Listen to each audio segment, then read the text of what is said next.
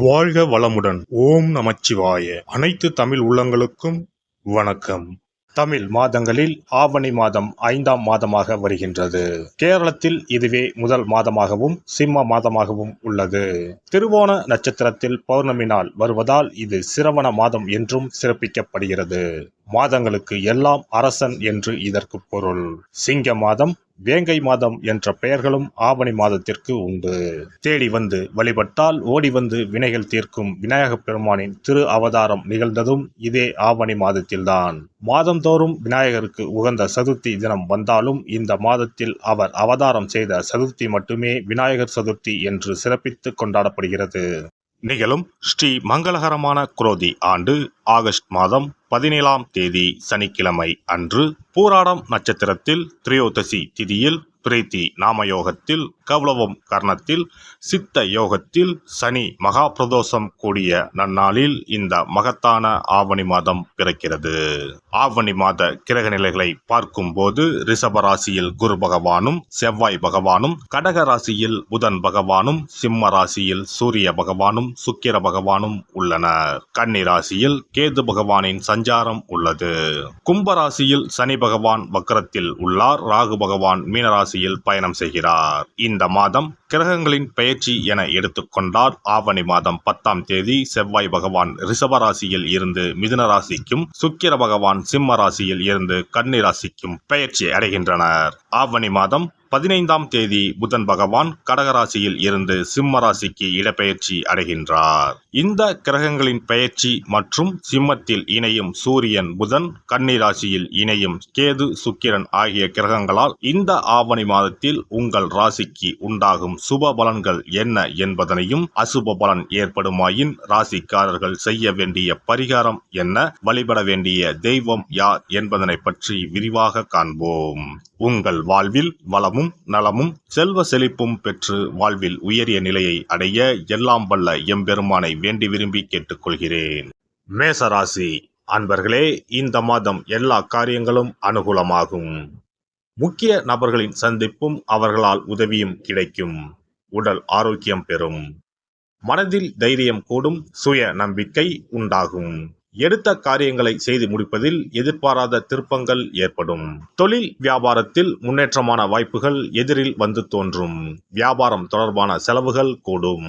உத்தியோகத்தில் இருப்பவர்களுக்கு முக்கிய பொறுப்பு கிடைக்கலாம். செயல்திறன் அதிகரிக்கும். குடும்பத்தில் சந்தோஷம் உண்டாகும்.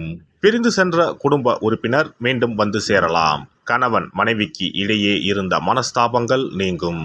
பிள்ளைகள் கல்வி பற்றிய சிந்தனைகள் அதிகரிக்கும். உறவினர்கள் மத்தியில் மரியாதை கூடும்.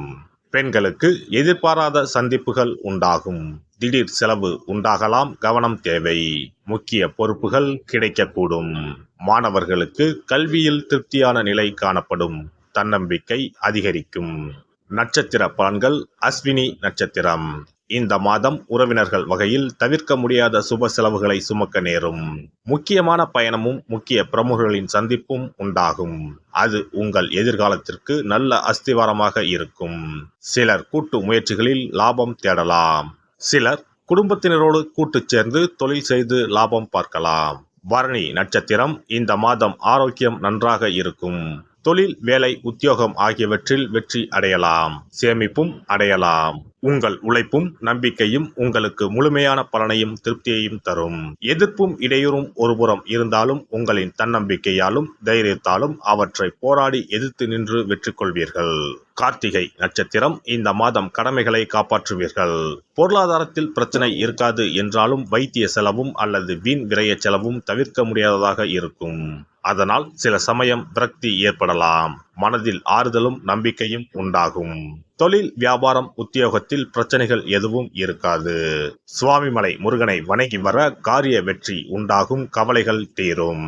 கந்த சஷ்டி விரதம் இருந்து முருகனை வணங்க பிரச்சனைகள் குறையும். மனதில் அமைதி உண்டாகும். சிறப்பு பரிகாரம். சொந்த வீடு அமைவதற்கு ஆன்மீக பரிகாரம். சொந்த வீடு கனவு நிறைவேற வேண்டும் என்பதற்காக எத்தனையோ கோவிலுக்கு சென்று எத்தனையோ பூஜை வழிபாடு என செய்தும் ஒன்றும் நடக்கவில்லை என்பவர்கள் வீட்டிலேயே இந்த எளிய பரிகாரத்தை செய்து வந்தால் நல்ல பலன் கிடைக்கும். எளிமையான இந்த 2 பரிகாரங்களை செய்து வந்தால் விரைவில் சொந்த வீடு யோகம் அமையும். அதனால் நம்பிக்கையுடன் இந்த சக்தி வாய்ந்த வழிபாட்டை செய்து வரவும். எவ்வளவுதான் சொத்து பணம் இருந்தாலும் நமக்கென்று ஒரு வீடு இல்லை என்றால் அது மனக்குறையாகவே இருக்கும்.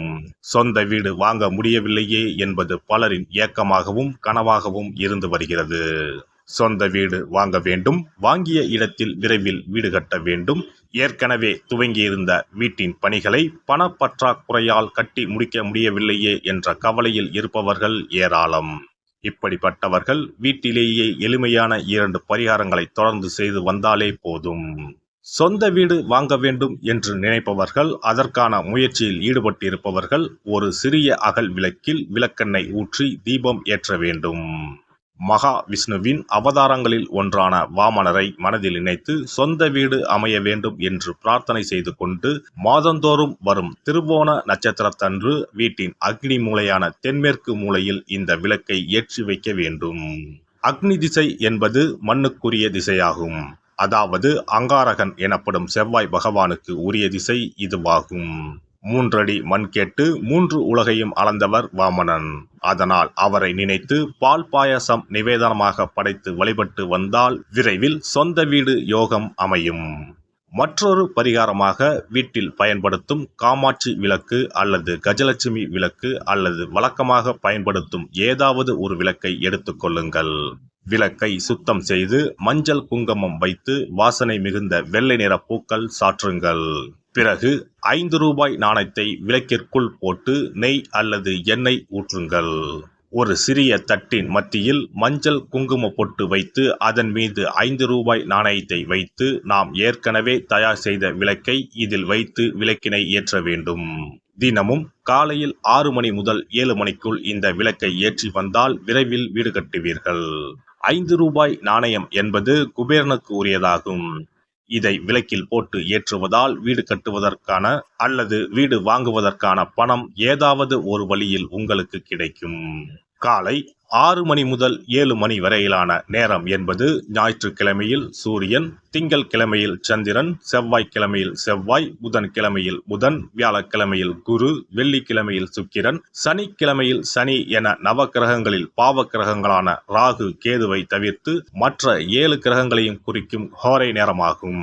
இந்த நேரத்தில் விளக்கு ஏற்றுவதால் நவக்கிரகங்களின் அருள் கிடைத்து பூமி யோகம் உண்டாகும்.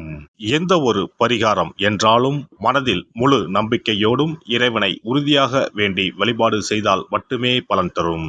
எளிமையான இந்த பரிகாரத்தை தொடர்ந்து செய்து பயன் பெறுங்கள். எல்லாம் வல்ல இறையருளால் நீங்களும் உங்கள் அன்பு குடும்பமும் உடல் நலம், நீலாயுள், நிறை செல்வம், உயர் புகழ், மெய்ஞானம் ஓங்கி வாழ்க வளமுடன். இந்த வீடியோ பதிவு உங்களுக்கு பிடித்திருந்தால் லைக் பண்ணுங்க, கமெண்ட் பண்ணுங்க, ஷேர் பண்ணுங்க, மறக்காம சப்ஸ்கிரைப் பண்ணுங்க, பக்கத்துல இருக்கிற பெல் பட்டனை கிளிக் பண்ணுங்க. நன்றி, வணக்கம். ஓம் நமச்சிவாய, சிவாய நம.